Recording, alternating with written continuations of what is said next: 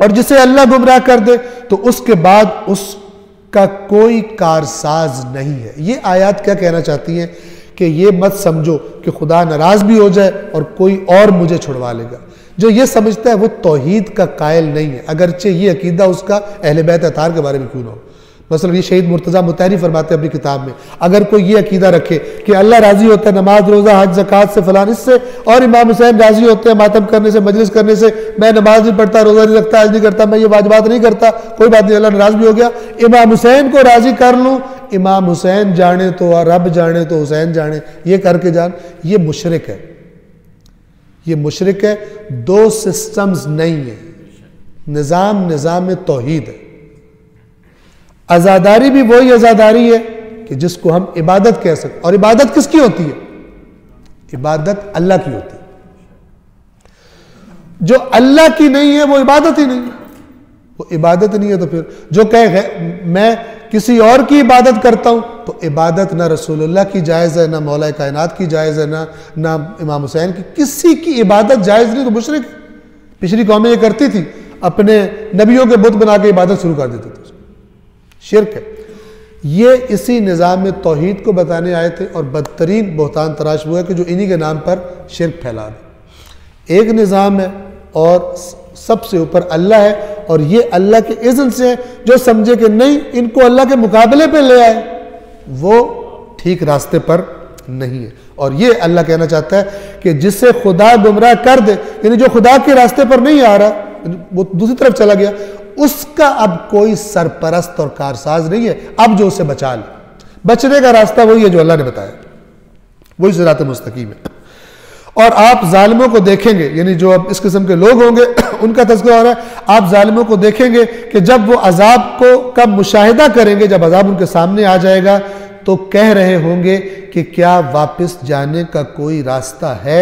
और आप देखेंगे कि जब वो जहन्नम के सामने लाए जाएंगे तो जिल्लत की वजह से झुके हुए नजरें चुरा चुरा कर देखते होंगे।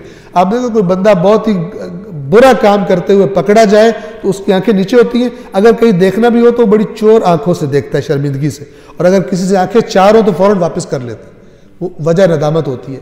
ये कैफियत होगी क़यामत के दिन अल्लाह के नाफरमानों की कि आंखें उठेंगी नहीं, और अगर कहीं देखेंगी किसी से आंखें चार हुई तो फौरन आंखें दोबारा, तो आंखें चुरा चुरा कर देखते होंगे। और उस वक्त जो ईमान लाए थे वो कहेंगे, खसारा उठाने वाले तो यकीनन वो हैं जिन्होंने आज क़यामत के दिन अपने आप को और अपने घर वालों को खसारे में डाल दिया।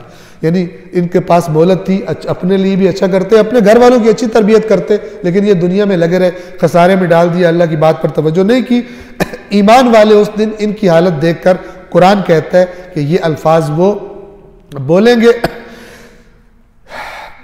आगाह रहो जालिम लोग यकीनन दायमी अजाब में रहेंगे, और अल्लाह के सिवा उनके ऐसे कोई सरपरस्त नहीं होंगे जो उनकी मदद करें, और जिसे अल्लाह गुमराह कर दे बस उसके लिए कोई राह नहीं है। और ये इशारा है वो कि जो समझ रहे अल्लाह के मुकाबले में भी कोई मेरी सरपरस्ती कर लेगा, अल्लाह पकड़ भी लेगा तो मुझे छुड़वा लेगा, ये उसकी तरफ इशारा है कि उनके लिए बिल्कुल कोई सरपरस्त नहीं होगा कि जो उनकी अल्लाह के अलावा आकर मदद करे। जो होगा शिफात वो बिइज़्निल्लाह उसी निज़ाम तौहीद का हिस्सा है, कोई उसके मुकाबले में निज़ाम नहीं है। और जिसको अल्लाह गुमराह कर दे उसके लिए कोई राह नहीं है। बस अपने परवरदिगार को लब्बैक कहो, यानी जो आइन तुम्हारी तरफ आया उस दीन को कबूल कर लो, ये लब्बैक कहना है अल्लाह को। अपने परवरदिगार को लब्बैक कहो कबल इसके कि अल्लाह की जानिब से वो दिन आ जाए जिसके टलने का कोई इम्कान नहीं है।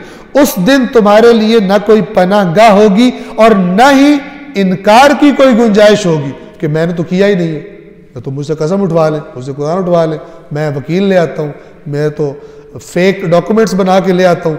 जब कत्ल हुआ मैं तो हैदराबाद बैठा था, कत्ल कराची में हुआ है, और वो रिपोर्ट्स आ गई तो शराब नहीं सिरका निकला है, बीच में से शहद निकला है। इस किस्म के फेक डॉक्यूमेंट्स कुरान कहता है कि कोई क़यामत के दिन नहीं बन सकेगा, न तुम्हारी कोई पनाहगाह होगी और न कोई इनकार की गुंजाइश होगी।